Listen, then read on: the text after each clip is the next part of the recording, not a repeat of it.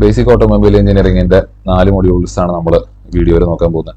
അപ്പോൾ എന്റെ എക്സ്പ്ലനേഷനിലോട്ട് പോകുന്നതിന് മുന്നേ നിങ്ങൾ കുറച്ച് കാര്യങ്ങൾ ശ്രദ്ധിക്കണം. അതിൻ്റെ അകത്ത് ഒന്ന്, നിങ്ങൾക്ക് ഞാൻ തന്നേക്കണ നോട്ടുകൾ ഒരു ഫുൾ നോട്ടും ഒരു ഷോർട്ട് നോട്ടാണ്. ഒരു വലിയ നോട്ടുണ്ട്, ഒരു തീരെ ചെറിയ നോട്ടുണ്ട്. അതിനോടൊപ്പം ഈ വീഡിയോ ഉണ്ടാവും. അപ്പോൾ ഇത് മൂന്നും വെച്ചിട്ടായിരിക്കും നിങ്ങൾ ഈ പറയുന്ന സബ്ജക്ട് പഠിക്കാനായിട്ട് പോകുന്നത്. അപ്പോൾ അതിൻ്റെ അകത്ത് ആദ്യം ശ്രദ്ധിക്കേണ്ട കാര്യം എന്ന് പറഞ്ഞു കഴിഞ്ഞാൽ എല്ലാം കൂടെ ഫോണിൽ വെച്ച് കഴിഞ്ഞാൽ നിങ്ങൾ ഒരിക്കലും പഠിക്കാൻ പോകില്ല. കാരണം ഈ പറയുന്ന വീഡിയോടൊപ്പം ഈ പറയുന്ന ഷോർട്ട് നോട്ട് പഠിച്ചു പോയി കഴിഞ്ഞാലാണ്, നോക്കി പഠിച്ചു പോയി കഴിഞ്ഞാലാണ് നിങ്ങൾക്ക് കാര്യങ്ങൾ മനസ്സിലാവുള്ളൂ. എല്ലാം കൂടെ ഫോണിൽ വെച്ച് മിനിമൈസ് ചെയ്ത് PDF എടുത്ത് നോക്കി പിന്നെ യൂട്യൂബ് വീഡിയോയിലോട്ട് വന്ന് ആ രീതിയിൽ പഠിക്കൽ നടക്കില്ല. അപ്പൊ നോട്ട് നിങ്ങളുടെ കയ്യിൽ പ്രിന്റ് ഔട്ട് ആയിട്ടും വീഡിയോ നിങ്ങളുടെ ഫോണിലും ഈ രീതിയിലാണ് പഠിക്കേണ്ടത്. അപ്പൊ നോട്ട് നിർബന്ധമായിട്ട് എല്ലാവരുടെയും കയ്യിൽ പ്രിന്റ് ഔട്ട് ഉണ്ടായിരിക്കണം.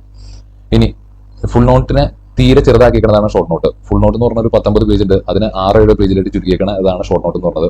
ആ ഷോർട്ട് നോട്ട് ഒരിക്കലും നിങ്ങൾക്ക് എക്സാമിന് എഴുതേണ്ട പോയിന്റുകളൊന്നും ഷോർട്ട് നോട്ടിൽ നിന്ന് കിട്ടില്ല. അത് ഡിസ്ക്രിപ്റ്റീവ് ആയിട്ടല്ല, വിവരിച്ച് ചെയ്തേക്കണമെന്നും നിങ്ങൾക്ക് കിട്ടില്ല. ഷോർട്ട് നോട്ടിലുള്ളത് കീവേഡുകൾ മാത്രമാണ്. ഫോർ എക്സാമ്പിൾ, ഇപ്പോൾ മൊഡ്യൂൾ 2 ഫസ്റ്റ് ക്വസ്റ്റിന്റെ ഉത്തരമായിട്ട് EC ഇത്രയാണ് ഉത്തരമായിട്ട് കൊടുത്തേക്കണേ. ശരിക്കും ആ ഒരു ക്വസ്റ്റിന്റെ ഉത്തരം എന്ന് പറഞ്ഞത് ഉത്തരമുണ്ട്, ഇതാണ് അതിന്റെ വിവരിച്ചുള്ള ഉത്തരം എന്ന് പറഞ്ഞത്. അതിനെ ഏറ്റവും ചെറിയ ഫോമിലേട്ട് ആക്കിയേക്കുന്നതാണ് ഈ കാണുന്നത്. അതായത് ഈ ഷോർട്ട് നോട്ടിന്റെ ഉദ്ദേശം എന്ന് പറഞ്ഞത് നിങ്ങൾ ഈ മൊഡ്യൂളിലുള്ള കാര്യങ്ങൾ ഏറ്റവും ഈസി ആയിട്ടുള്ള രീതിയിൽ ഓർത്തിരിക്കുക എന്നുള്ളത് മാത്രം. ആ കാര്യങ്ങൾ ഓർത്തിരുന്ന് പഠിച്ചതിന് ശേഷം അത് എക്സാമിന് പോയി എഴുതുക എന്നുള്ളതാണ് അതുകൊണ്ട് ഉദ്ദേശിക്കുന്നത്. അപ്പോൾ ഷോർട്ട് നോട്ട് ഉപയോഗിച്ചിട്ട് നിങ്ങൾക്ക് ഈസി ആയിട്ട് ഒരു മൊഡ്യൂളിനെ ഒറ്റയടിക്ക് പഠിച്ചു തീർക്കാനായിട്ട് സാധിക്കും, മനസ്സിലാക്കി തീർക്കാനായിട്ട് സാധിക്കും. പിന്നെ അത് എക്സാമിന് എഴുതേണ്ടത് നിങ്ങൾ ഈ പറയുന്ന ഇതിനകത്തുള്ള കീവേഡുകൾ കൂട്ടിച്ചേർത്താം. അപ്പോൾ ഇതിനകത്ത് ഞാൻ ഈ കൊടുത്തിരിക്കുന്ന കീവേഡുകളാണ്, അങ്ങനെ ഓരോന്നിന്റെയും അടിയിൽ ഉത്തരമായിട്ട് കൊടുത്തേക്കുന്ന കീവേഡുകളാണ്. ആ കീവേഡുകൾ ഉപയോഗിച്ചിട്ട് സെന്റൻസ് ഫോം ചെയ്ത് അതൊരു വാക്യമാക്കി ഉത്തരമാക്കി എഴുതേണ്ടത് നിങ്ങളാണ്. അപ്പോൾ അതെങ്ങനെ ചെയ്യേണ്ടതെന്നുള്ള പറഞ്ഞാൽ അത് കൃത്യമായിട്ട് ഫോളോ ചെയ്ത് മാത്രം പോവുക. ഒരിക്കലും എക്സാമിന് ഒരു ക്വസ്റ്റൻ ചോദിക്കുമ്പോൾ, ഇപ്പോൾ എക്സ്റ്റേണൽ കമ്പഷൻ എഞ്ചിൻ എന്താണ്, ഇന്റർണൽ കമ്പഷൻ എഞ്ചിൻ ആണെന്ന് ചോദിക്കുമ്പോൾ ഇത്രയും മാത്രം ഇത് വെച്ച് കഴിഞ്ഞാൽ 1 മാർക്ക് പോലും കിട്ടില്ല. ഇത് കീവേഡുകൾ മാത്രമാണ്, ഞാൻ ഓൾറെഡി പറഞ്ഞു. ഇത് വെച്ചിട്ട് ഡിസ്ക്രിപ്റ്റീവ് ആയിട്ട്, അതായത് വാക്യം ഫോം ചെയ്ത് ഒരു ഉത്തരമാക്കി എഴുതി കഴിഞ്ഞാൽ മാത്രമാണ് നിങ്ങൾക്ക് മാർക്ക് കിട്ടുള്ളൂ.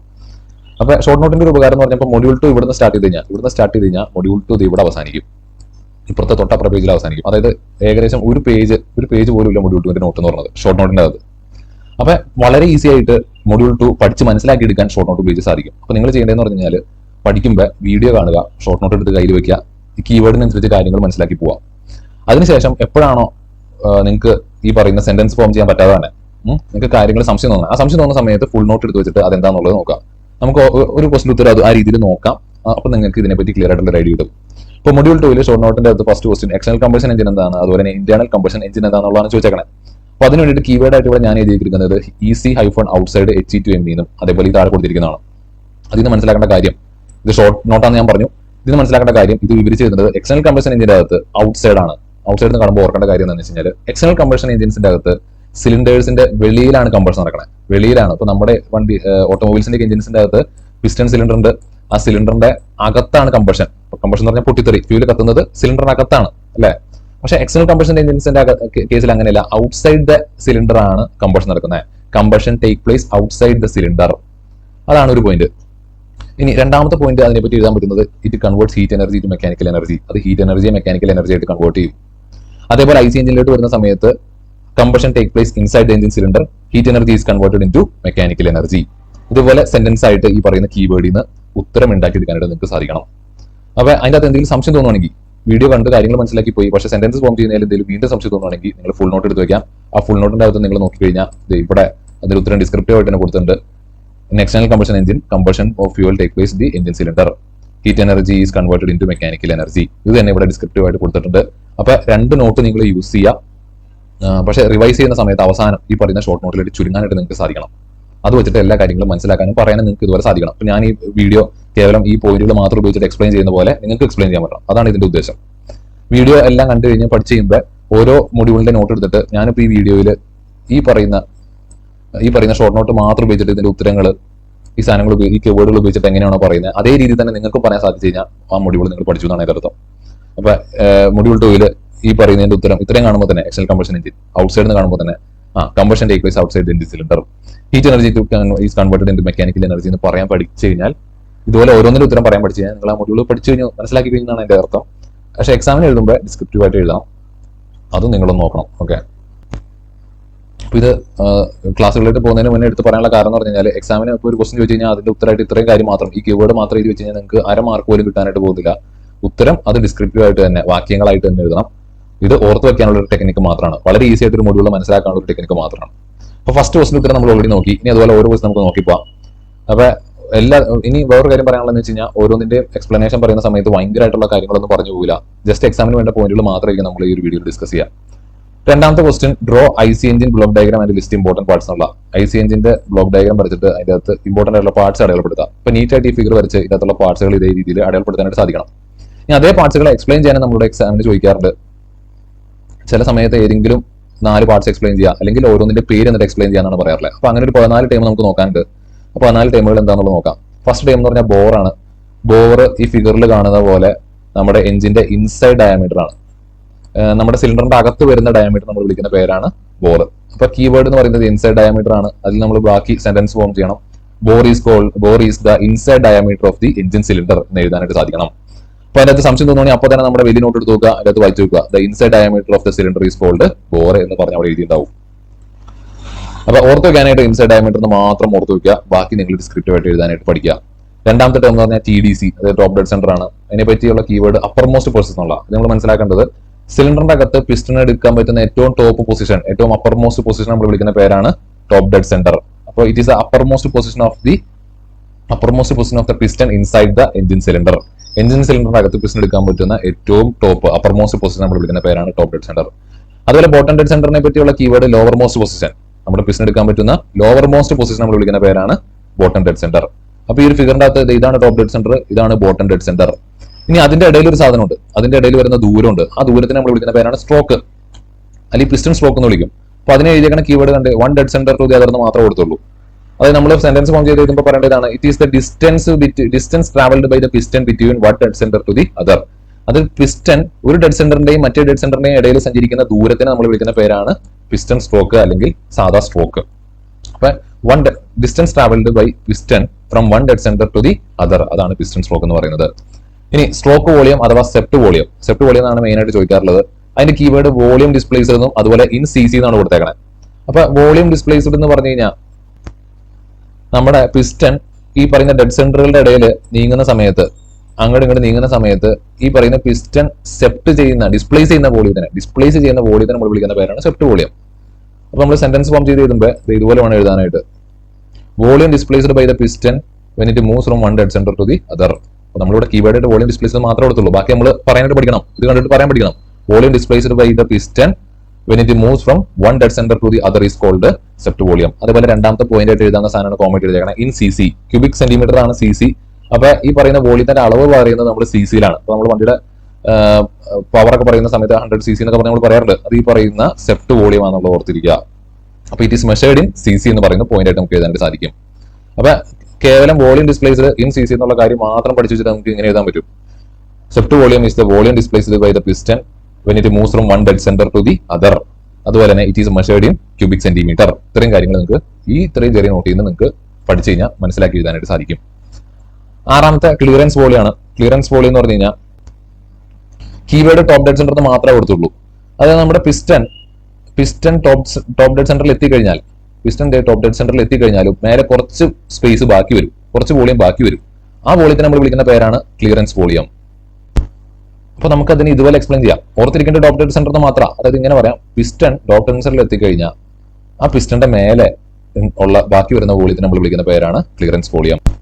ഡിസ്ക്രിപ്റ്റീവ് ആയിട്ടുള്ള നോട്ട് നിങ്ങൾ നോക്കട്ടെ. Volume of the cylinder above the piston when it is in the top dead centre. അതായത് പിസ്റ്റൺ ടോപ്പ് ഡെഡ് സെന്ററിൽ എത്തിക്കഴിഞ്ഞാൽ സിലിണ്ടറിന്റെ അകത്ത് പിന്നെ ബാക്കി അതിന്റെ മേലെ വരുന്ന വോളിയത്തെ നമ്മൾ വിളിക്കുന്ന പേരാണ് ക്ലിയറൻസ് വോളിയം. ഇനി ബ്രാക്കറ്റിൽ കുറച്ച് കാര്യങ്ങൾ കൊടുത്തിട്ടുണ്ട്. അത് ആ വോളിയം എന്തിനാ കൊടുത്തേക്കണം എന്നുള്ള, ക്ലിയറൻസ് വോളിയം എന്തിനാ കൊടുത്തേക്കണം എന്നുള്ള അത് ഇങ്ങനെ നിങ്ങൾക്ക് പറയാം. വാൽവ് ഒന്നല്ല ഈ വാൽവുകളെ അക്കോമഡേറ്റ് ചെയ്യാനായിട്ട്, വാൽവുകൾ വെക്കാനുള്ള സ്പേസിന് വേണ്ടിയിട്ട്. ഇനി അതുപോലെ തന്നെ സ്പാർക്ക് പ്ലഗ് അല്ലെങ്കിൽ ഫ്യൂൽ ഇഞ്ചക്ടർ കാര്യങ്ങളൊക്കെ ഇതിന്റെ മേലാണ് വരുന്നത്, അതിന് വേണ്ടിയിട്ടുള്ള സ്പേസ്, അല്ലെങ്കിൽ കമ്പഷൻ നടക്കാനുള്ള സ്പേസ്. അപ്പൊ ഇതിനൊക്കെ വേണ്ടിയിട്ടാണ് നമ്മൾ ഈ പറയുന്ന ക്ലിയറൻസ് വോളിയം പ്രൊവൈഡ് ചെയ്തേക്കണേ. കേട്ടോ, the volume is to accommodate valve, spark plug, injector, അല്ലെങ്കിൽ to provide space for combustion. ഈ പറയുന്ന കാര്യങ്ങൾക്കൊക്കെ വേണ്ടിയിട്ടാണ് നമ്മൾ ക്ലിയറൻസ് വോളിയം കൊടുത്തേക്കണേ. ഇനി ഏഴാമത്തെ കംപ്രഷൻ റേഷ്യോ ആണ്. അപ്പൊ ഫസ്റ്റ് നിങ്ങൾ അതിന്റെ ഞാൻ ഇക്വേഷൻ മാത്രമായിട്ടാണ് ഇതിന്റെ ഉത്തരം ചെയ്തേക്കണം. അപ്പൊ ഇതിന്റെ അകത്ത് ഈ ടേമുകൾ എന്താണെന്നുള്ളത് മനസ്സിലാക്കണം. VS VC രണ്ടും വോളിയാണ്. അപ്പൊ ഈ രണ്ട് വോളിയത്തെ നമ്മൾ നേരത്തെ പഠിച്ച VC എന്ന് പറഞ്ഞാൽ ക്ലിയറൻസ് വോളിയ, VS എന്ന് പറഞ്ഞു കഴിഞ്ഞാൽ നമ്മൾ അതിന് മുന്നേ പഠിച്ച വോളിയ, അതായത് സെപ്റ്റ് വോളിയ. അപ്പൊ നിങ്ങൾ ആലോചിക്കുക, ഈ പറയുന്ന ഫിഗർ നോക്കിക്കഴിഞ്ഞാൽ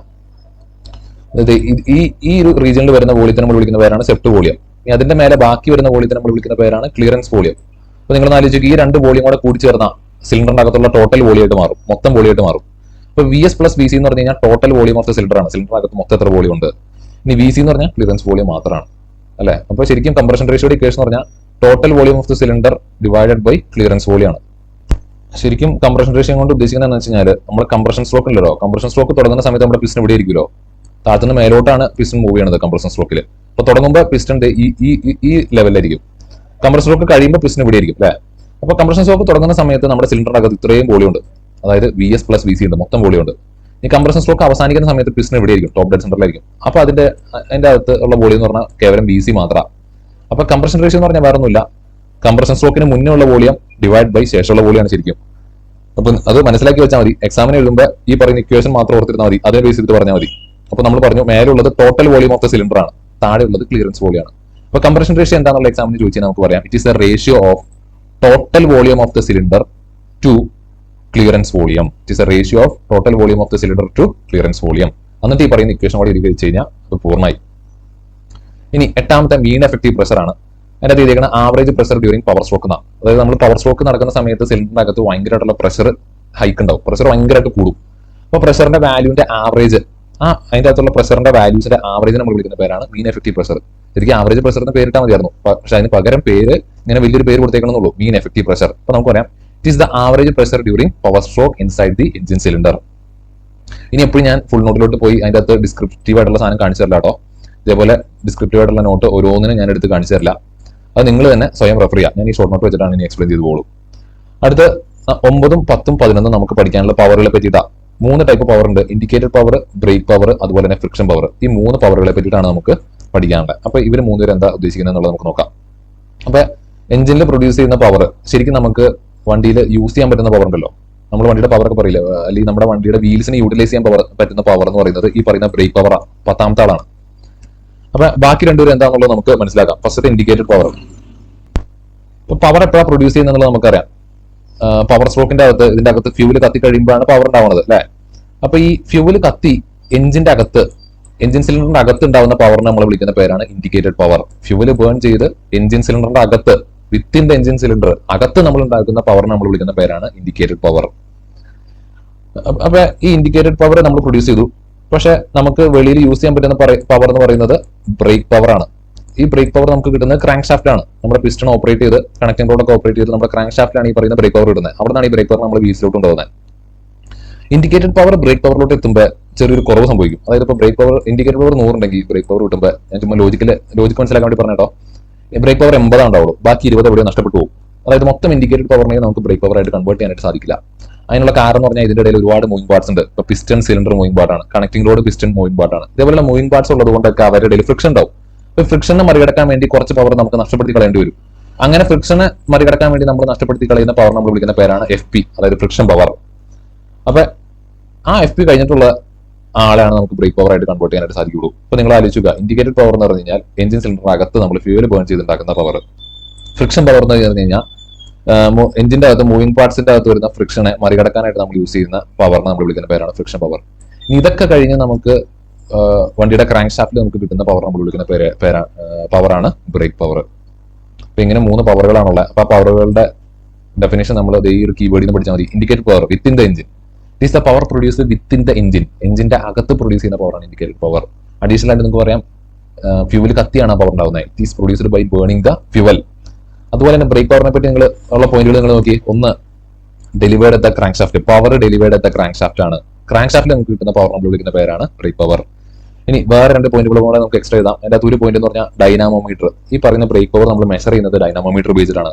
നിങ്ങൾ S4 ഹീറ്റ് പവർ എഞ്ചിൻ ലാബിലൊക്കെ പോകുന്ന സമയത്ത് അവിടെ നിങ്ങൾക്ക് കാണാൻ പറ്റും. അവിടെ നിങ്ങൾ ഒരു എക്സ്പെരിമെന്റിൽ ബ്രേക്ക് പവർ മെഷർ ചെയ്യും. അവിടെ മെഷർ ചെയ്യുന്നത് ഇതേപോലെ റോബ് ബ്രേക്ക് ഡൈനാമോമീറ്റർ എന്ന് പറയുന്ന ഡൈനാമോമീറ്റർ ഒക്കെ യൂസ് ചെയ്തിട്ടായിരിക്കും. അപ്പൊ നിങ്ങൾ ഓർത്തിരുന്നാൽ ബ്രേക്ക് പവർ മെഷർ ചെയ്യാനായിട്ട് യൂസ് ചെയ്യുന്ന ഡിവൈസ് ആണ് ഡൈനാമോമീറ്റർ. അതുപോലെ ബ്രേക്ക് പവറിന്റെ ഇക്വേഷൻ നിങ്ങൾ നോക്കി. ബ്രേക്ക് പവർ എന്ന് പറഞ്ഞു കഴിഞ്ഞാൽ ഇൻഡിക്കേറ്റഡ് പവർ ഉണ്ടായിരുന്നു ആദ്യം, അതിൽ നിന്ന് ഫ്രിക്ഷൻ പവർ മൈനസ് ചെയ്ത് കഴിഞ്ഞാലാണ് നമുക്ക് ബ്രേക്ക് പവറിനെ കിട്ടുക. ഇനി friction power, overcome the friction മാത്രമാണ് ചെയ്തിട്ടുള്ളൂ. It is the power utilised by the engine to overcome the friction. ഫ്രിക്ഷനെ മറികടക്കുന്നതിന് വേണ്ടിയിട്ട് നമ്മുടെ എഞ്ചിൻ കൊടുക്കുന്ന പവറിനെ നമ്മൾ വിളിക്കുന്ന പേരാണ് ഫ്രിക്ഷൻ പവർ. അടുത്ത നമുക്ക് പഠിക്കാനുള്ള ടൈം എന്ന് പറഞ്ഞാൽ വോളിമെട്രിക് എഫിഷ്യൻസി. എഫിഷ്യൻസി എന്ന് പറഞ്ഞാൽ നമുക്കറിയാം ഒരു ഗുണമേന്മ സൂചിപ്പിക്കുന്ന ഒരു സാധനം അല്ലെ. ഇത് നമ്മളൊരു മാർക്കൊക്കെ പോലെ പറഞ്ഞ പോലെ. അപ്പൊ നമ്മുടെ എഫിഷ്യൻസി നമ്മൾ അളക്കാൻ എങ്ങനെയാ? ഇപ്പൊ പരീക്ഷ ഇടുമ്പോൾ അപ്പൊ 100-80 മാർക്ക് കിട്ടി കഴിഞ്ഞാൽ അവന്റെ എഫിഷ്യൻസി 80 നമുക്ക് വേണമെങ്കിൽ പറയാം. അതിന്റെ എഫിഷ്യൻസി 50% നമ്മൾ പറയും. അപ്പൊ അതേപോലെ തന്നെ എഞ്ചിനും ഓരോ കാര്യങ്ങൾക്കും എഫിഷ്യൻസി ഉണ്ട്.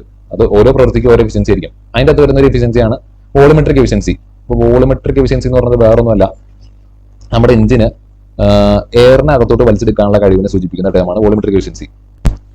അപ്പൊ സക്ഷൻ സ്ട്രോക്കിന്റെ അകത്താണ് എയറിനെ ഇൻടേക്ക് വാൽവ് വഴി അകത്തോട്ട് എടുക്കുന്നത്, നമുക്കറിയാം. ഇപ്പോൾ സക്ഷൻ സ്ട്രോക്കിലാണ് വിചാരിക്കുക, അപ്പോൾ നമ്മുടെ പിസ്റ്റൺ എവിടെയായിട്ട് ഇരിക്കണേ, സക്ഷൻ സ്ട്രോക്കിന്റെ അകത്ത് ശരിക്കും ഇത്രയും വോളി ഇതിന്റെ അകത്തുണ്ട് അല്ലേ. ഇതാണ് ടോട്ടൽ വോളി എന്ന് പറയുന്നത്. സത്യം പറഞ്ഞാൽ ഇത്രയും വോളി ഇതിന്റെ അകത്തുണ്ട്. അതിന്റെ അകത്ത് ക്ലിയറൻസ് വോളിയം നമ്മൾ കൺസിഡർ ചെയ്യേണ്ട ആവശ്യമില്ല, കാരണം ക്ലിയറൻസ് വോളിയത്തിലോട്ട് എയർ കയറില്ല. ഇത്രയും ഭാഗത്താണ് എയർ കയറുന്നത്. അപ്പൊ ഇതാണ് നമുക്ക് ഉപയോഗിക്കാൻ പറ്റുന്ന വോളി എന്ന് പറയുന്നത്, സെപ്റ്റ് വോളിയം. ഇത്രയും ഭാഗമാണ് ഉപയോഗിക്കാൻ പറ്റുന്ന വോളി എന്ന് പറയുന്നത്. അപ്പൊ ഇത് 100 100 വോളിയം വിചാരിക്കുക, 100 cc. പക്ഷേ ഇതിന്റെ അകത്തോട്ട് കംപ്ലീറ്റ്ലി എയറിന് പൂർണ്ണമായിട്ടും 100% ഫില്ല് ചെയ്യാനായിട്ട് നമുക്ക് സാധിക്കില്ല. ചിലപ്പോൾ ഒരു 90 പറ്റുള്ളൂ. 90 പറ്റുള്ളൂ. നമ്മുടെ എഫിഷ്യൻസി എത്രയാണ് അവിടെ? 90/100, 90% എന്ന് പറയും നമ്മൾ അല്ലെ. അപ്പൊ അതെങ്ങനെയാണ് നമ്മൾ പറഞ്ഞത്? താഴെ ടോട്ടൽ സെപ്റ്റ് വോളിയം അല്ലെ, സെപ്റ്റ് വോളിയം മേലെ എത്രത്തോളം എയറിനെ നമ്മൾ അകത്തോട്ട് എടുത്തു. ഇതുപോലെ തന്നെയാണ് നമ്മുടെ പരീക്ഷണ മാർക്കും പറഞ്ഞത്. അപ്പൊ അത് തന്നെയാണ് ഇവിടുത്തെ ലോജിക്ക്. ഇപ്പൊ വോളിമെട്രിക് എഫിഷ്യൻസി നമ്മൾ ഇങ്ങനെയാണ് പറഞ്ഞത്. ഇവിടെ എഴുതിയേക്കുന്നത് actual volume of air fuel mixer divide by swept volume എന്നാണ് എഴുതിയേക്കുന്നത്. അപ്പൊ അത് ഓർത്തിരിക്കാൻ വേണ്ടി കൊടുത്തേക്കാണ്. നിങ്ങൾ അതിന് മനസ്സിലാക്കേണ്ടത് എന്താണെന്ന് വെച്ച് കഴിഞ്ഞാൽ ഇങ്ങനെ എഴുതണം: it is the ratio of actual volume of air intake, actual volume of air fuel intake അല്ലെങ്കിൽ എയർ ഇൻടേക്ക് എന്ന് പറഞ്ഞാലും കുഴപ്പമില്ല. അതായത് ശരിക്കും എത്ര എയർ അകത്തോട്ട് കയറി അല്ലെങ്കിൽ എയർ ഫ്യൂൽ മിക്സർ അകത്തോട്ട് കയറി 90 ടു സെപ്റ്റ് വോളിയം. അടിയിൽ എന്താ സെപ്റ്റ് വോളിയം, അത് 100. അപ്പൊ എത്രയാ? 90%. ഇനി 100 കൂടെ ചെയ്ത് നമുക്ക് ശതമാനത്തിലോട്ട് കൺവേർട്ട് ചെയ്യാനായിട്ട് സാധിക്കും. ഇതാണ് വോളിമെട്രിക് എഫിഷ്യൻസി. ഇനി അടുത്ത് എഞ്ചിൻ ടോർക്കാണ്. എഞ്ചിൻ ടോർക്ക് എന്ന് പറഞ്ഞു കഴിഞ്ഞാൽ നമുക്കറിയാം റൊട്ടേറ്റിംഗ് ഫോഴ്സ് ആണ്. ക്രാങ്ക് ഷാഫ്റ്റിൽ ഉണ്ടാവുന്ന ഫോഴ്സ് എന്ന് പറഞ്ഞു കഴിഞ്ഞാൽ ചുമ്മാ സാധാ ഫോഴ്സ് അല്ല, കറങ്ങുന്ന ഫോഴ്സാണ്. ആ കറങ്ങുന്ന ഫോഴ്സിനെ നമ്മൾ വിളിക്കുന്ന പേരാണ് എഞ്ചിൻ ടോർക്ക്. ഇനി അതുപോലെ അടുത്ത ടൈം എന്ന് പറയുന്നത് എഞ്ചിൻ ആണ്. എഞ്ചിൻ സ്പീഡാണ്. എഞ്ചിന്റെ സ്പീഡ് നമ്മൾ ഇതിനെ കാൽക്കുലേറ്റ് ചെയ്യുന്ന എഞ്ചിൻ സ്പീഡ് എന്ന് പറഞ്ഞാൽ കറങ്ങുന്ന സ്പീഡാണ് അല്ലെ. ക്രാങ്ക് ഷാഫ്റ്റ് ഇങ്ങനെ കറങ്ങിക്കൊണ്ടിരിക്കുക. അപ്പൊ RPM എന്നുള്ള ടൈം പിടിച്ച് വെക്കുക. റൊട്ടേഷൻ പെർ മിനിറ്റ് ആണ്. റൊട്ടേഷൻ അല്ല, റെവല്യൂഷൻ പെർ മിനിറ്റ് ആണ്. അതായത് നമ്മുടെ ക്രാങ്ക് ഷാഫ്റ്റ് എത്ര തവണ റിവോൾവ് ചെയ്യുന്നു, എത്ര തവണ കറങ്ങുന്നു പെർ മിനിറ്റ്. ഓരോ മിനിറ്റ് നമ്മുടെ ക്രാങ്ക് ഷാഫ്റ്റ് എത്ര തവണ കറങ്ങുന്നു, റെവല്യൂഷൻസ് പെർ മിനിറ്റ്. അതാണ് എഞ്ചിന്റെ സ്പീഡ് എന്ന് പറയുന്നത്. അപ്പൊ അത് മെഷർ ചെയ്യുന്ന യൂണിറ്റും RPM തന്നെയാണ്. It is also measured in RPM. അടുത്ത ക്വസ്റ്റ്യൻ ക്ലാസിഫിക്കേഷൻ ഓഫ് എഞ്ചിൻസ് ആണ്. അതായത് എഞ്ചിനെ നമുക്ക് എങ്ങനെയൊക്കെ ക്ലാസിഫൈ ചെയ്യാം. അപ്പൊ പല കാര്യങ്ങളുടെ അടിസ്ഥാനത്തിൽ നമുക്ക് എഞ്ചിനെ ക്ലാസിഫൈ ചെയ്യാനായിട്ട് സാധിക്കും. ഓരോന്നും ഇവിടെ കൊടുത്തിട്ടുണ്ട്. According to type of fuel, according to ignition method, number of stroke, air standard cycle, position of the cylinder, അതുപോലെ തൊട്ടപ്പുറം fuel supply system, location of valve, number of arrangements of cylinder എന്ന് പറഞ്ഞ കുറെ അധികം ക്ലാസിഫിക്കേഷൻ ഇവിടെ കൊടുത്തിട്ടുണ്ട്. അപ്പൊ നിങ്ങൾ പഠിക്കേണ്ട കാര്യം എന്തിനൊക്കെ ബേസ് ചെയ്തിട്ടാണ് ക്ലാസിഫൈ ചെയ്യുന്നത് അറിഞ്ഞിരിക്കുക. എന്തിനെ ഇപ്പൊ ഫ്യൂലിനെ ബേസ് ക്ലാസിഫൈ ചെയ്യുന്നുണ്ട്, ഇഗ്നിഷൻ മെത്തേഡ് ഉണ്ട്, അങ്ങനെ എന്തിനൊക്കെ ബേസ് ചെയ്തിട്ട് ക്ലാസിഫൈ ചെയ്യുന്നത് അറിഞ്ഞിരിക്കുക. ബാക്കി അതിനുള്ള കാര്യങ്ങൾ നിങ്ങൾ ഓർത്തെടുക്കുക. ഈ പറയുന്ന സാധനം ആയിരിക്കണം നിങ്ങൾക്ക് കാണാപ്പാട് അറിയേണ്ടത്. ഇതാണ് നിങ്ങൾ എക്സാമിൽ മറന്നോണ സാധനം. ഇതിനൊക്കെ ബേസ് ചെയ്തിട്ടാണ് ക്ലാസിഫൈ ചെയ്തിരിക്കുന്നത് എന്നുള്ളതാണ് മറന്നോണേ. അപ്പൊ ഇത് എങ്ങനെയെങ്കിലും പഠിച്ചു വയ്ക്കുക. അത് പഠിച്ചതിന് ശേഷം ബാക്കി നിങ്ങൾ തന്നെ ഓർത്തെടുക്കാനായിട്ട് നിങ്ങൾക്ക് സാധിക്കും. അപ്പൊ അതിന്റെ നമുക്ക് ഫുൾ നോട്ട് ഒന്ന് റെഫർ ചെയ്യാം. According to type of fuel user, ഉപയോഗിച്ചിരിക്കുന്ന ഫ്യൂലിന്റെ ബേസ് ചെയ്തിട്ട് petrol, diesel engine, gas engine, biofuel engine, ഇങ്ങനെ നമുക്ക് ക്ലാസിഫൈ ചെയ്യാം. ഏതെങ്കിലും 3 എഴുതിയാലും മതി. അതുപോലെ തന്നെ ഇഗ്നീഷൻ മെത്തേഡിനെ യൂസ് ചെയ്തിട്ട് നമുക്ക് സ്പാർക്ക് ഇഗ്നീഷൻ ഉണ്ട്, അതുപോലെ തന്നെ കംപ്രഷൻ ഇഗ്നീഷൻ ഉണ്ട്. സ്പാർക്ക് ഇഗ്നീഷൻ എന്ന് പറഞ്ഞാൽ പെട്രോൾ എഞ്ചിൻ തന്നെയാണ് ഉദ്ദേശിക്കുന്നത്. കംപ്രഷൻ ഇഗ്നീഷൻ എന്ന് പറഞ്ഞു കഴിഞ്ഞാൽ ഡീസൽ എഞ്ചിൻ തന്നെയാണ് ഉദ്ദേശിക്കുന്നത്. ഇനി according to number of stroke, സ്ട്രോക്കുകളുടെ എണ്ണത്തിന്റെ ബേസിൽ 4 സ്ട്രോക്ക് ഉണ്ട്, 2 സ്ട്രോക്ക് ഉണ്ട്. ഇനി യൂസ് ചെയ്യുന്ന എയർ സ്റ്റാൻഡേർഡ് സൈക്കിൾ അതെന്താണെന്നുള്ള ഞാൻ പറഞ്ഞായിരുന്നു. അത് നിങ്ങൾ ഇപ്പോൾ പഠിക്കില്ല. എയർ സ്റ്റാൻഡേർഡ് സൈക്കിളുകളെ പറ്റി നിങ്ങൾ 4th സെമ്മിൽ ഈ പറയുന്ന ഹീറ്റ് പവർ എഞ്ചിൻ എന്ന് പറയുന്ന ഒരു സബ്ജക്ട് നിങ്ങൾക്ക് വരും. ഇതിന്റെ എയർ സ്റ്റാൻഡേർഡ് സൈക്കിളുകളെ പറ്റി നിങ്ങൾ പഠിക്കും. അപ്പൊ വേറൊന്നുമില്ല, ഓരോ എഞ്ചിനും ഓപ്പറേറ്റ് ചെയ്യുന്നത് ഈ പറയുന്ന എയർ സ്റ്റാൻഡേർഡ് സൈക്കിളുകളെ ബേസ് ചെയ്തിട്ടായിരിക്കും. അതായത് ഡീസൽ എഞ്ചിന്റെ സൈക്കിളാണ് ഡീസൽ സൈക്കിൾ, പെട്രോൾ എഞ്ചിന്റെ സൈക്കിളാണ് ഓട്ടോ സൈക്കിൾ. അപ്പൊ അതിന് പെട്രോൾ സൈക്കിളിന് പേര് കൊടുത്താൽ മതിയായിരുന്നു. പക്ഷേ ഈ പെട്രോൾ എഞ്ചിന്റെ ഇൻവെൻഷനിൽ വലിയൊരു കോൺട്രിബ്യൂഷനുള്ള ഒരു ആളാണ് ഓട്ടോ. അയാളുടെ പേരിന് ബേസ് ചെയ്ത് ആ സൈക്കിളിന് പേര് കൊടുത്തിരിക്കണമെന്നുള്ളൂ. ഓട്ടോ സൈക്കിൾ പെട്രോൾ എഞ്ചിന്റെയും ഡീസൽ സൈക്കിൾ ഡീസൽ എഞ്ചിന്റെയും ആണെന്നുള്ളത് മനസ്സിലാക്കാം. അപ്പൊ according to position of cylinder, സിലിണ്ടറുകൾ എങ്ങനെ പൊസിഷൻ ചെയ്ത് പ്ലേസ് ചെയ്തിട്ട് ഹൊറിസോണ്ടൽ, വെർട്ടിക്കൽ, റേഡിയൽ, അതുപോലെ തന്നെ ഇൻലൈൻ എഞ്ചിൻ, ഈ രീതിയിൽ നമുക്ക് ക്ലാസ് ചെയ്യാനായിട്ട് സാധിക്കും. ഇനി according to fuel supply system, fuel എങ്ങനെയാണ് സപ്ലൈ ചെയ്യുന്നത് ബേസ് ചെയ്തിട്ട് കാർബറേറ്റർ, എയർ ഇഞ്ചക്ഷൻ, അതുപോലെ തന്നെ എയർലെസ് ഇഞ്ചക്ഷൻ. എയർലെസ് അല്ലെങ്കിൽ അതിന് വേറെ പേരുണ്ട് സോളിഡ് ഇഞ്ചക്ഷൻ. കാർബറേറ്റർ എഞ്ചിൻ എന്താണെന്ന് നമുക്കറിയാം. അവിടെ എയർ ഫ്യൂലും തമ്മിൽ മിക്സ് ചെയ്യുന്നത് കാർബറേറ്റർ ആയിരിക്കും. ഇനി ഇപ്പൊ ഡീസൽ ഫ്യൂൽ സപ്ലൈ ചെയ്യുന്നതിന്റെ കേസിൽ നമുക്കറിയാം ഫ്യൂൽ ഇഞ്ചക്ടർ ആണ് ഫ്യൂൽ സപ്ലൈ ആണ് അല്ലെ. ഫ്യൂൽ ഇഞ്ചക്ടർ ആണ് ഫ്യൂലിനെ സപ്ലൈ ചെയ്യുന്നത് ഡീസൽ എഞ്ചിന്റെ അകത്ത്.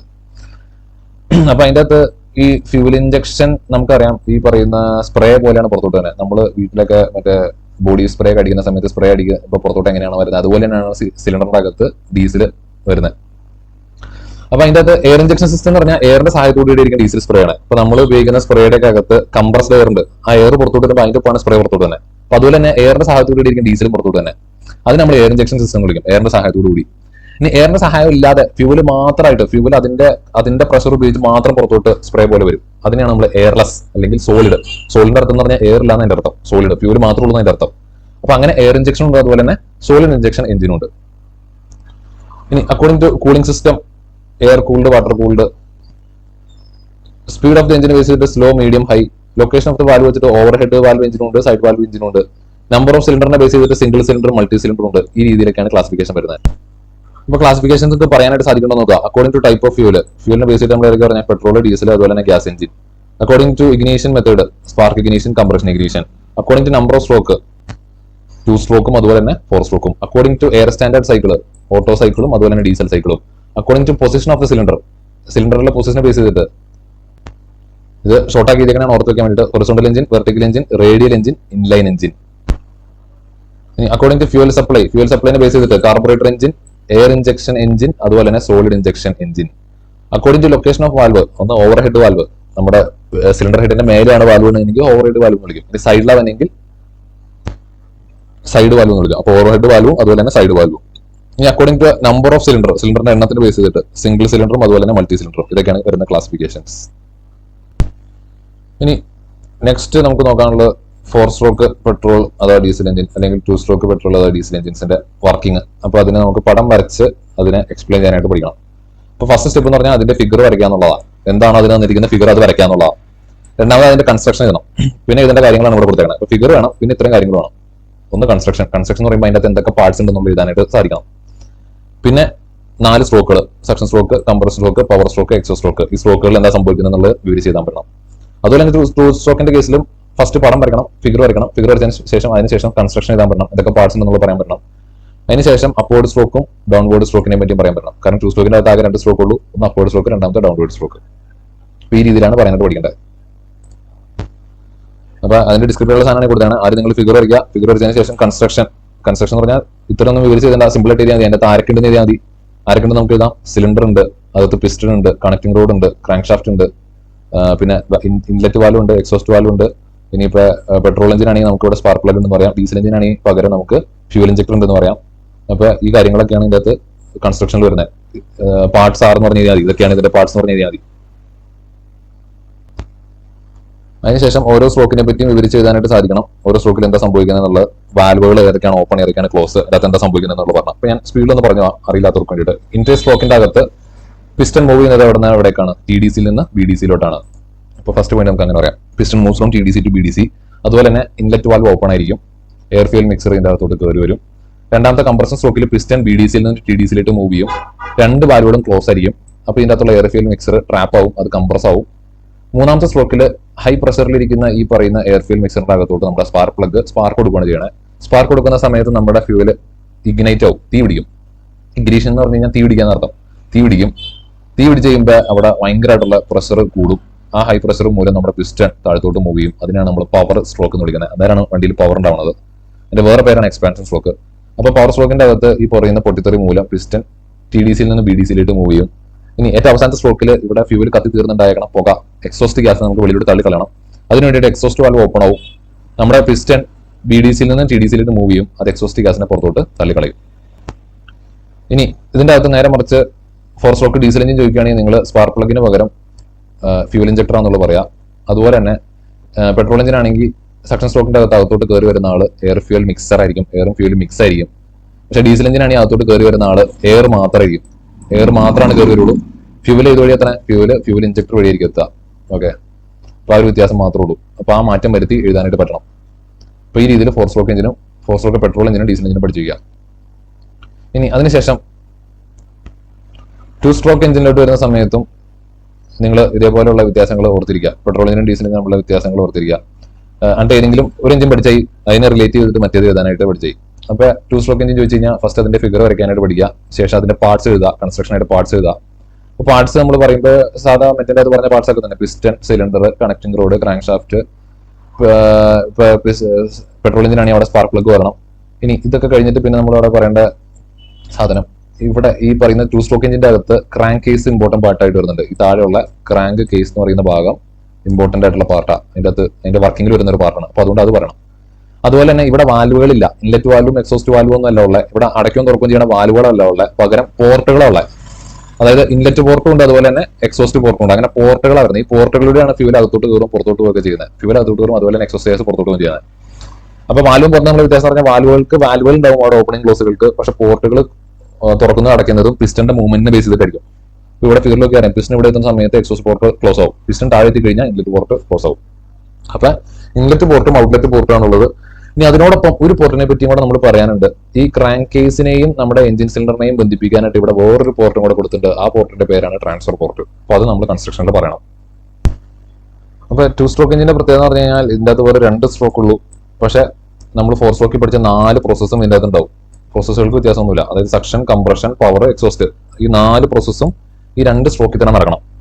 മറ്റേ ഓരോ സ്ട്രോക്കിലും ഓരോ പ്രോസസ്സായിരുന്നു നടക്കുള്ളൂ. ഇതിന്റെ അകത്ത് 2 സ്ട്രോക്കിൽ തന്നെ 4 പരിപാടികളും തീരണം. അതായത് ഓരോ സ്ട്രോക്കിലും ഈ 2 പ്രോസസ്സുകൾ വെച്ചിട്ടുണ്ടാവും. അപ്പൊ ഇവിടെ നമ്മൾ നോക്കിക്കഴിഞ്ഞാൽ നമുക്ക് നോക്കാം 2 സ്ട്രോക്കുകളുള്ള, ഒന്ന് അപ്വേർഡ് സ്ട്രോക്കും രണ്ടാമത്തെ ഡൗൺവേർഡ് സ്ട്രോക്കും. അപ്പൊ അപ്വേർഡ് സ്ട്രോക്ക് എന്ന് പറഞ്ഞാൽ നമ്മുടെ പിസ്റ്റൺ മേലോട്ട് മൂവ് ചെയ്യും. Piston moves from BDC to TDC. Piston മേലോട്ട് മൂവ് ചെയ്യുന്ന സമയത്ത് 2 കാര്യങ്ങളാണ് നടക്കുന്നത്. ഒന്ന്, താഴെ സക്ഷൻ ക്രിയേറ്റ് ചെയ്യും. അതായത് താഴെ ഈ പറഞ്ഞ പിസ്റ്റൺ മേലോട്ട് മൂവ് ചെയ്തുകൊണ്ട് അതിന്റെ എഫക്റ്റിൽ പുറത്തുനിന്നുള്ള എയർ ഫ്യൂൽ മിക്സർ അകത്തോട്ട് കയറും. കയറുന്ന എങ്ങനെയാ? ക്രാങ്ക് കേസിന്റെ അകത്തോട്ടാണ് എയർ ഫ്യൂൽ മിക്സർ കയറുന്നത്. ഇനി അതേസമയം ഇതിന് മുന്നത്തെ സൈക്കിളിൽ ഉണ്ടായിരുന്ന എയർ ഫ്യൂൽ മിക്സർ നമ്മുടെ എഞ്ചിൻ സിലിണ്ടറിന്റെ മേലുണ്ട്. ഈ പറയുന്ന എയർ ഫ്യൂൽ മിക്സർ പിസ്റ്റൺ മേലോട്ട് മൂവ് ചെയ്തത് മൂലം അത് കംപ്രസ് ആവും. ഇപ്പൊ 2 കാര്യങ്ങൾ ഇവിടെ നടന്നു. നിങ്ങൾ ആലോചിക്കുക, താഴെ സക്ഷൻ നടന്നു, എയർ ഫ്യൂൽ മിക്സർ അകത്തോട്ട് കയറി, മേലെ കംപ്രഷൻ നടന്നു. അപ്പൊ നിങ്ങൾ നോക്കിക്കഴിഞ്ഞാൽ മനസ്സിലാവും അപ്വേർഡ് സ്ട്രോക്കിന്റെ അകത്ത് 2 കാര്യങ്ങളാണ് നടക്കുന്നത്. സക്ഷൻ അഥവാ അതുപോലെ തന്നെ കംപ്രഷൻ, സക്ഷനും അതുപോലെ തന്നെ കംപ്രഷനും. ഇനി രണ്ടാമത്തെ സ്ട്രോക്കിൽ ഇവിടെ ഹൈ പ്രഷറിൽ ഇരിക്കുന്ന ഫ്യൂലിന്റെ അകത്തോട്ട് നമ്മുടെ സ്പാർക്ക് പ്ലഗ് തീ കൊടുക്കും. സ്പാർക്ക് പ്ലഗ് തീ കൊടുക്കുന്ന സമയത്ത് അവിടെ പൊട്ടിത്തേറി ഉണ്ടായി നമ്മുടെ പിസ്റ്റൺ താഴത്തോട്ട് മൂവ് ചെയ്യും. Piston move from TDC to BDC, TDC നിന്ന് BDCയിലോട്ട് മൂവ് ചെയ്യും. അപ്പൊ ഒന്ന് അവിടെ പവർ സ്ട്രോക്ക് എന്ന് പറയുന്ന പ്രോസസ് നടന്നു, പവർ പ്രൊഡ്യൂസ് ചെയ്തു. രണ്ടാമത് പിസ്റ്റൺ താഴത്തോട്ട് മൂവ് ചെയ്ത സമയത്ത് ഇതിന്റെ അടിയിൽ ഈ ക്രാങ്ക് കേസിൽ ഉണ്ടായിരുന്ന എയർ ഫ്യൂൽ മിക്സറിന് തള്ളു വരും. ആ എയർ ഫ്യൂൽ മിക്സറിന് വേറെ വഴിയില്ല, പക്ഷേ ട്രാൻസ്ഫർ പോർട്ടിൽ കൂടെ കയറി മേലോട്ട് വരിക എന്നുള്ളതല്ലാതെ. അപ്പൊ ഈ പറയുന്ന എയർ ഫ്യൂൽ മിക്സർ ട്രാൻസ്ഫർ പോർട്ടിൽ കൂടെ കയറി നേരെ എഞ്ചിൻ സിലിണ്ടർ മേലോട്ട് എത്തും.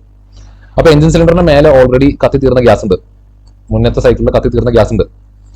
ഈ എയർ ഫ്യൂൽ മിക്സർ മേലോട്ട് കയറി വരുന്ന സമയത്ത് അത് ഈ പറയുന്ന എക്സോസ്റ്റ് ഗ്യാസിനെ, കത്തി തീർന്ന ഗ്യാസിനെ പുറത്തോട്ട് തള്ളിക്കളയും. അപ്പൊ ഇങ്ങനെ പുറത്തോട്ട് തള്ളിക്കളഞ്ഞാണ് എക്സോസ്റ്റ് എന്ന് പറയുന്ന പ്രോസസ്സ് നടക്കുന്നത്.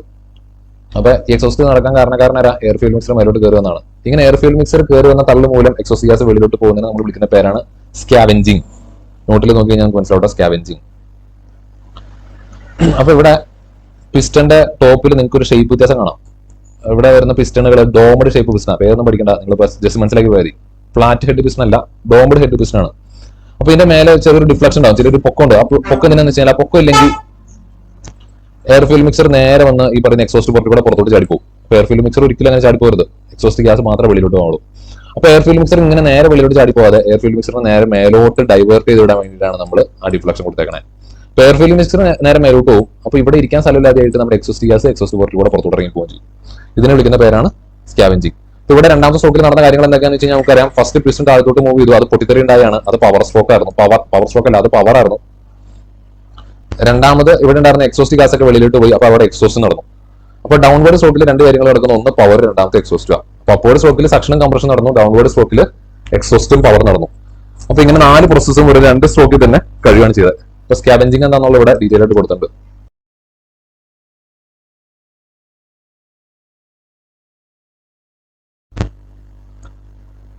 മൊഡ്യൂൾ 2ന്റെ സെക്കൻഡ് പാർട്ടിൽ നമുക്ക് 2 കമ്പാരിസൺ ആണ് നോക്കാനുള്ളത്. ഫസ്റ്റ് കമ്പാരിസൺ എന്ന് പറയുന്നത് 4 stroke versus 2 stroke engine comparison ആണ്. അപ്പൊ നമ്മൾ കമ്പയർ ചെയ്യുന്നത് ഈ കൊടുത്തിരിക്കുന്ന ആളുകളുടെ അടിസ്ഥാനത്തിലാണ്. അപ്പൊ ആരുടെയൊക്കെ അടിസ്ഥാനത്തിലാണ് കമ്പയർ ചെയ്യുന്നത് എന്നുള്ളതാണ് നിങ്ങൾ കാണാപ്പാടം അറിഞ്ഞിരിക്കുന്നത്. അതാണ് നിങ്ങൾ എക്സാമിന് മറന്നു പോകുന്ന സാധനം. അത് നിങ്ങൾ കാണാപ്പാടം പഠിച്ചു വയ്ക്കുക.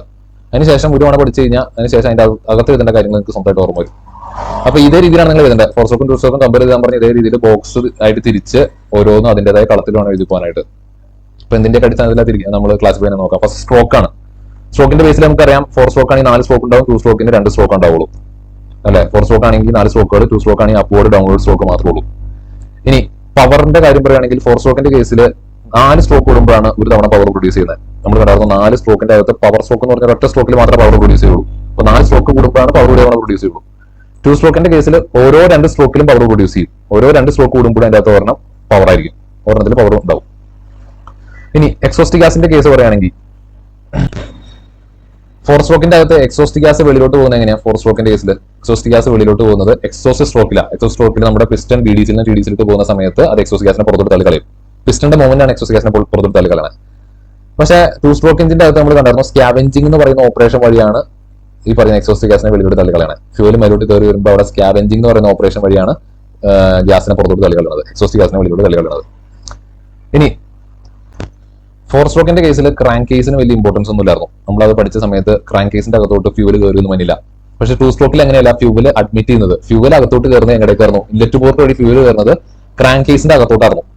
അപ്പൊ അതുകൊണ്ട് തന്നെ ക്രാങ്ക് കേസിന് ഭയങ്കര ഇമ്പോർട്ടൻസ് ആണ്. ഫോർ സ്ട്രോക്കിന്റെ അകത്ത് ക്രാങ്ക് കേസ് പക്കാ സീൽഡ് ആയിരിക്കില്ല. അതായത് സീൽഡ് എന്ന് പറഞ്ഞാൽ ഒരു സാധനം പോലും കടന്നു പോകാത്ത രീതിയിൽ, ലീക്കേജ് ഇല്ലാത്ത രീതിയിൽ സീൽഡ് ആയിരിക്കില്ല ഫോർ സ്ട്രോക്കിന്റെ കേസ്. കാരണം എന്താ? അത്ര ഇമ്പോർട്ടൻസ് ഉള്ളൂ. പക്ഷെ ടു സ്ട്രോക്കിന്റെ അകത്ത് സിലിണ്ടറും ക്രാങ്ക് കേസും തമ്മിൽ പക്കാ സീൽഡ് ആയിരിക്കണം. അതായത് ഒരു രീതിയിലുള്ള വിടവോ കാര്യങ്ങളോ ഉണ്ടായത്. നമ്മൾ അതിന് യൂസ് ചെയ്യുന്ന ടേം എന്ന് പറഞ്ഞാൽ ഇവിടെ നമുക്ക് കാണാനായിട്ട് സാധിക്കും. ക്രാങ്ക് കേസിന്റെ കൂടുതലുണ്ടോ ഹെർമെറ്റിക്കലി സീൽഡ് എന്ന് പറഞ്ഞാൽ. ഹെർമെറ്റിക്കലി സീൽഡ് എന്ന് പറഞ്ഞാൽ ഒരു സാധനം ലീക്കായി പോരുത്, എയർ ഉൾപ്പെടെ ഒരു സാധനം പോലും ലീക്കായി പോരുത്, അത്രയും എയർ ടൈറ്റ് സീൽ ആയിരിക്കണം. അപ്പൊ ക്രാങ്ക് കേസിന്റെ കേസ് പറയുമ്പോൾ ഫോർ സ്ട്രോക്കിന്റെ അകത്ത് ഹെർമെറ്റിക്കലി സീൽഡ് ആയിരിക്കില്ല, ടു സ്ട്രോക്കിന്റെ കേസിൽ പക്ഷേ ഹെർമെറ്റിക്കലി സീൽഡ് ആയിരിക്കും എന്നുള്ള പോയിന്റ് ആണ് അവിടെ വരുന്നത്. ഇനി ചാർജ് എന്ന് പറഞ്ഞു കഴിഞ്ഞാൽ, ചാർജിന്റെ അർത്ഥം എന്ന് പറഞ്ഞാൽ നമ്മുടെ സക്ഷൻ സ്ട്രോക്ക് സംഭവിക്കുമ്പോൾ അകത്തോട്ട് ആരൊക്കെയാണ് കയറി വരുന്നത് അവരാണ് നമ്മൾ ചാർജ് എന്ന് വിളിക്കുക. പെട്രോൾ എഞ്ചിന്റെ കേസിൽ അത് എയർ ഫ്യൂവൽ മിക്സർ ആണ്, ഡീസൽ എഞ്ചിന്റെ കേസിൽ അത് എയർ ആണ്. ഈ അകത്തോട്ട് കയറി വരുന്ന ആളെയാണ് നമ്മൾ ചാർജ് എന്ന് വിളിക്കുക. ഈ ചാർജ് കയറി വരുന്നതിനെ ബേസ് അതിന്റെ അകത്ത് ഫോർ സ്ട്രോക്കിനും ടു സ്ട്രോക്കിനും വ്യത്യാസമുണ്ട്. ഫോർ സ്ട്രോക്കിന്റെ അകത്ത് ചാർജ് കയറി വരുന്നത് ഇൻലെറ്റ് വാൽവ് വഴിയാണ്. ഇൻലെറ്റ് വാൽവ് വഴി നേരെ സിലിണ്ടറിന്റെ അകത്തോട്ടാണ് കയറുന്നത്. പക്ഷെ ടു സ്ട്രോക്കിന്റെ അകത്ത് നേരെ സിലിണ്ടറിന്റെ അകത്തോട്ടല്ല കയറുന്നത്, ആദ്യം അടിയിലുള്ള ക്രാങ്ക് കേസിലോട്ടാണ് കയറുന്നത്, അതിനുശേഷമാണ് മേലുള്ള സിലിണ്ടറിലോട്ട് വരുള്ളൂ. ഇപ്പൊ ഫോർ സ്ട്രോക്കിന്റെ അകത്ത് ചാർജ് കയറുന്നത് ഡയറക്റ്റ് സിലിണ്ടറിന്റെ അകത്തോട്ടാണ്. ടു സ്ട്രോക്കിന്റെ അകത്ത് ചാർജ് കയറുന്നത് നേരെ ക്രാങ്ക് കേസിന്റെ അകത്തോട്ടാണ്. ഇനി എഫിഷ്യൻസിയുടെ കേസ് പറയുകയാണെങ്കിൽ നിങ്ങൾ ഓർക്കുക, ഫോർ സ്ട്രോക്കിന് എഫിഷ്യൻസി കുറവും ടു സ്ട്രോക്കിന് എഫിഷ്യൻസി കൂടുതലായിരിക്കും. കാരണം ഫോർ സ്ട്രോക്കിനെ സംബന്ധിച്ച് 4 സ്ട്രോക്ക് കൂടുമ്പോഴാണ് പവർ പ്രൊഡ്യൂസ് ചെയ്യുള്ളൂ, അതുപോലെ മൂവിംഗ് പാർട്സ് കൂടുതലാണ്. ടു സ്ട്രോക്കിനെ സംബന്ധിച്ച് 2 സ്ട്രോക്കുകളിൽ പവർ പ്രൊഡ്യൂസ് ചെയ്യാനായിട്ട് സാധിക്കും, അതുപോലെ മൂവിംഗ് പാർട്സ് കമ്പാരിറ്റീവ്ലി കുറവാണ്. അപ്പൊ അത്രയൊന്നും പറയേണ്ട ആവശ്യമില്ല, എഫിഷ്യൻസി ഫോർ സ്ട്രോക്കിന് കുറവും ടു സ്ട്രോക്കിന് കൂടുതലാണെന്നുള്ള ഓർത്തിരിക്കുക. ഇനി ലൂബ്രിക്കേഷൻ ഓയിലിന്റെ കേസ് നമ്മൾ നോക്കുമ്പോൾ ഫോർ സ്ട്രോക്കിന്റെ അകത്ത് ലൂബ്രിക്കേഷൻ ഓയിൽ നമ്മുടെ എഞ്ചിന്റെ താഴെ ഓയിൽ സമ്പിലായിരിക്കും സ്റ്റോർ ചെയ്തേക്കണം. അതിനെ നമ്മുടെ ഓയിൽ പമ്പ് മേലോട്ട് പമ്പ് ചെയ്തുകൊണ്ടിരിക്കും. പക്ഷെ ടു സ്ട്രോക്കിന്റെ അകത്ത് ലൂബ്രിക്കേഷൻ ഓയിൽ നമുക്കറിയാം, നമ്മൾ RX 100 അകത്തൊക്കെ നമ്മൾ കണ്ടിട്ടുണ്ട്, ഈ പറയുന്ന ഫ്യൂവൽ ഒഴിക്കുന്നതിനോടൊപ്പം അതിനൊപ്പം ഡയറക്റ്റ് ടാങ്കിലോട്ട് നമ്മൾ ലൂബ്രിക്കേഷൻ ഓയിൽ ഒഴിക്കുക ചെയ്യുന്നത്, അല്ലെ, ഫ്യൂവലിന്റെ ഒപ്പം മിക്സ് ചെയ്യുന്നത്. അപ്പൊ ആ ഒരു വ്യത്യാസമാണ് two stroke four stroke തമ്മിലുള്ളത്.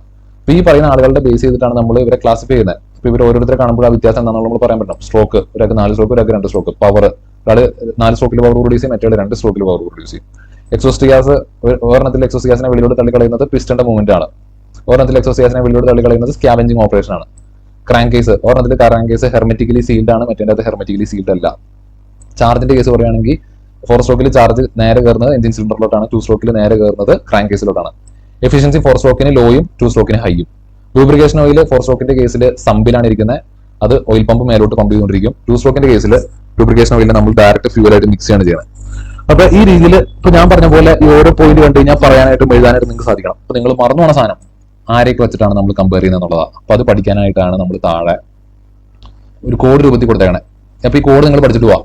SPECCEL എന്നാണ് കോഡ് കൊടുത്തേക്കണേ. അപ്പൊ കോഡിന്റെ അടിസ്ഥാനത്തിൽ S എന്ന് പറഞ്ഞ സ്ട്രോക്ക് ആണ്, P എന്ന് പറഞ്ഞ പവർ ആണ്, E എന്ന് പറഞ്ഞ എക്സോസ്റ്റ് ആണ്, C എന്ന് പറഞ്ഞ ക്രാങ്ക് കേസ്, C എന്ന് പറഞ്ഞ ചാർജ്, E എന്ന് പറഞ്ഞ എഫിഷ്യൻസി, L എന്ന് പറഞ്ഞ ലൂബ്രിക്കേഷൻ ഓയിൽ ആണെന്നുള്ളത് പറഞ്ഞ് പഠിക്കുക. അത് 3-4 തവണ പറഞ്ഞ് പഠിച്ചു കഴിഞ്ഞാൽ നിങ്ങളൊന്ന് ട്രൈ ചെയ്ത് നോക്കുക, നിങ്ങൾക്ക് സ്വന്തം അത് ഈസി ആയിട്ട് പറയാനായിട്ട് സാധിക്കും.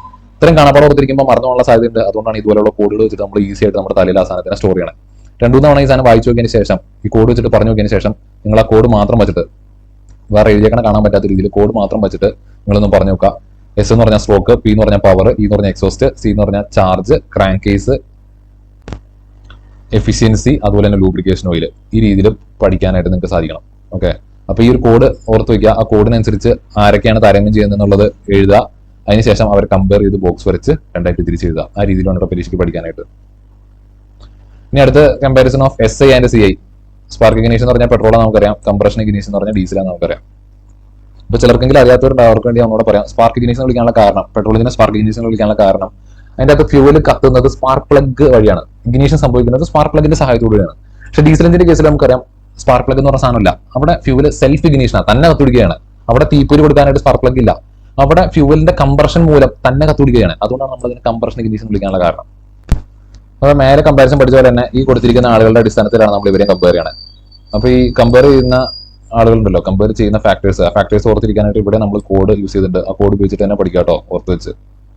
അപ്പോൾ ഇതിൻ്റെ അകത്ത് നമുക്ക് നോക്കാം. ഫസ്റ്റ് ഫ്യൂവൽ സപ്ലൈ ആണ്. ഫ്യൂവൽ സപ്ലൈനെ ബേസ് ചെയ്തിട്ട് പെട്രോളിനും ഡീസൽ എന്താ വ്യത്യാസം ആലോചിക്കുക. ഫ്യൂവൽ സപ്ലൈ, പെട്രോൾ എഞ്ചിന്റെ അകത്ത് ഫ്യൂവലിനെ സപ്ലൈ ചെയ്യുന്നത്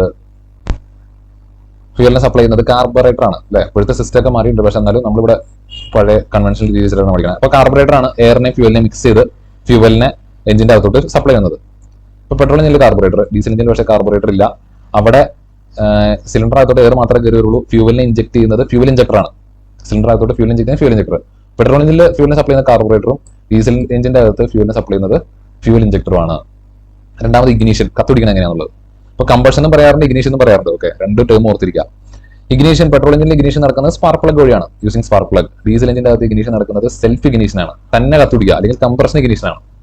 ഓക്കെ, ഇനി ചാർജ് എന്ന് പറഞ്ഞാൽ നമ്മൾ ഓൾറെഡി പറഞ്ഞു, മറ്റേ കമ്പാരിസൺ പഠിച്ചപ്പോൾ നമ്മൾ പറഞ്ഞു ചാർജ് എന്ന് ഉദ്ദേശിക്കുന്നത് അകത്തോട്ട് കയറി വരുന്ന ആരാണോ അയാളാണ് നമ്മൾ ചാർജ് എന്ന് വിളിക്കുന്നത്. പെട്രോൾ എഞ്ചിന്റെ അകത്തോട്ട് കയറി വരുന്ന ആൾ എയർ ഫ്യൂൽ മിക്സറാ, അതാണ് ഇവിടുത്തെ ചാർജ്. ഡീസൽ എഞ്ചിന്റെ അകത്ത് ചാർജ് എന്ന് പറയുന്നത് എയർ മാത്രമാണ്. ഇനി കംപ്രഷൻ റേഷ്യോ, പെട്രോൾ എഞ്ചിന്റെ അകത്ത് സ്പാർക്ക് പ്ലഗിന്റെ സഹായത്തോടെയാണ് തീ പിടിപ്പിക്കുന്നത്, അതുകൊണ്ട് വലിയ കംപ്രഷൻ റേഷ്യോയുടെ ആവശ്യമില്ല. അപ്പൊ കംപ്രഷൻ റേഷ്യോ ലോ ആണ് പെട്രോൾ എഞ്ചിന്റെ കേസിൽ, ലോ.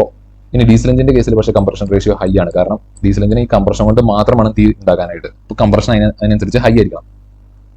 ഈ കംപ്രഷൻ റേഷ്യോയുടെ വാല്യൂസ് ചോദിക്കുകയാണെങ്കിൽ എക്സാമിന് ഒരു മാർക്കിന് എപ്പോഴും ചോദിച്ചിട്ടുണ്ട്. പെട്രോൾ എഞ്ചിന് 12:1, ഒരു വാല്യൂ അടിച്ചാൽ മതി. ഡീസൽ എഞ്ചിന് 12:1 ആണ്. ഓക്കെ, കംപ്രഷൻ റേഷ്യോ എന്ന് പറഞ്ഞത്. ഇനി കോസ്റ്റ്, പെട്രോൾ എഞ്ചിന് കോസ്റ്റ്, ഇനീഷ്യൽ കോസ്റ്റ് എന്ന് പറഞ്ഞാൽ തുറക്കമുള്ള കോസ്റ്റ് എന്ന് പറഞ്ഞാൽ ഹൈയും, ഡീസൽ എഞ്ചിന് ലോ ആണ്. അപ്പോൾ ഒരാൾക്ക് ഹൈയും മറ്റേക്ക് ലോയും. ഓക്കെ, ഇനി സൈക്കിള്, നമ്മൾ വർക്കിംഗ് സൈക്കിളിന്റെ കേസ് ഞാൻ നേരത്തെ പറഞ്ഞായിരുന്നു. നമ്മൾ എഞ്ചിന്റെ ക്ലാസിഫിക്കേഷൻ പഠിച്ചപ്പോൾ ഓട്ടോ സൈക്കിൾ, ഡീസൽ സൈക്കിൾ എന്നിട്ട് പറഞ്ഞായിരുന്നു. ഡീസൽ എഞ്ചിന്റെ സൈക്കിൾ ഡീസൽ സൈക്കിളാണ്, പെട്രോൾ എഞ്ചിന്റെ സൈക്കിൾ എന്ന് പറഞ്ഞാൽ ഓട്ടോ സൈക്കിളാണ്. ഇനി വെയിറ്റ്, പെട്രോൾ എഞ്ചിൻ എന്ന് പറഞ്ഞാൽ ലൈറ്ററിംഗ് വെയിറ്റ് ആണ്, നമ്മുടെ ഡീസൽ എഞ്ചിൻ എന്ന് പറഞ്ഞത് ഹൈ വെയിറ്റ് ആണ്, കമ്പാരിറ്റീവ്ലി ബൾക്കിയാണ്, പെട്രോൾ എഞ്ചിനേക്കാൾ വെയിറ്റ് കൂടുതലാണ്. ഈ രീതിയിൽ പഠിക്കുക. ഇതുപോലെ തന്നെ ബോക്സ് വരച്ചിട്ട് വേണം ഈ സാധനം ഇങ്ങനെ പഠിച്ച് എഴുതി വെക്കാനായിട്ട്. ഓക്കെ, അപ്പൊ ഈ പറയുന്ന ആൾക്കാരെ ഓർത്ത് വെക്കാനായിട്ട് താഴെ കൊടുത്തിട്ടുണ്ട്. F for fuel supply, I for ignition, C for charge, compression ratio, cost, cycle. ഒരു സി കൂടെ ഉണ്ടാക്കി ഇടാൻ വിട്ടതാണ്, ഒരു സി കൂടെ എക്സ്ട്രാ ഉണ്ട്, 4 സി ഉണ്ട്. Charge, compression ratio, cost, cycle, അവസാനം വെയിറ്റ്.